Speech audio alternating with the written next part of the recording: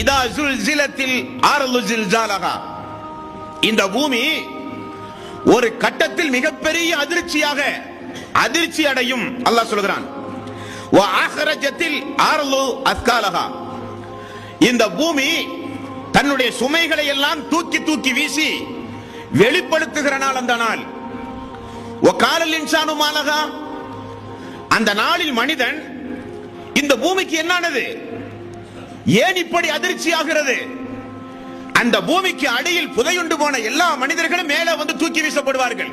இந்த பூமிக்கு என்னானது என்று மனிதன் கேட்பான்.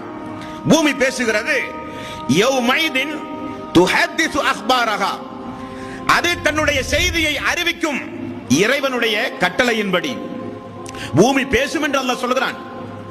அப்படிப்பட்ட அந்த பூமிக்கு அடியில் கொண்டு போய் புதைக்கின்ற வாழ்வுதான் கபருடைய வாழ்வு என்று இஸ்லாம் சொல்லுகிறது.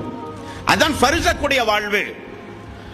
மனிதன் இந்த உலகத்தில் விடை பெற்று மரணித்து விட்டான் என்றால் அவனுக்கு அல்லாஹ்வின் புறத்திலே ஒரு வாழ் உண்டு. மறுமை நாளுக்கு முன்னதாக இயற்கையாக மரணித்து பூமிக்கடியில் தோண்டி புதைக்கக்கூடிய மனிதனாக இருந்தாலும் சரி, எரித்து சாம்பலாகி அதை கொண்டு போய் குளங்கள் குட்டைகளிலே கொண்டு போய் கரைத்தாலும் சரி, வானத்திலே பயணம் செய்யும் பொழுது உடல்கள் எல்லாம் வெடித்து சிதறி ஒரு மனிதன் மரணித்தாலும் சரி, அல்லது மிகப்பெரிய மலைகளில் உருண்டு விழுந்து விலங்குகளுக்கெல்லாம் இரையாய் ஒரு மனிதன் மரணித்தாலும் சரி, அல்லது கடல் பயணங்கள் செய்து கடலில் வாழ்கிற உயிரினங்களுக்கெல்லாம் இரையாகி ஒரு மனிதன் மரணித்தாலும் சரி, யாராக இருந்தாலும் அவர்களுக்கு ஒரு திரைமறைவு வாழ்வு உண்டு என்று இஸ்லாம் சொல்லுகிறது.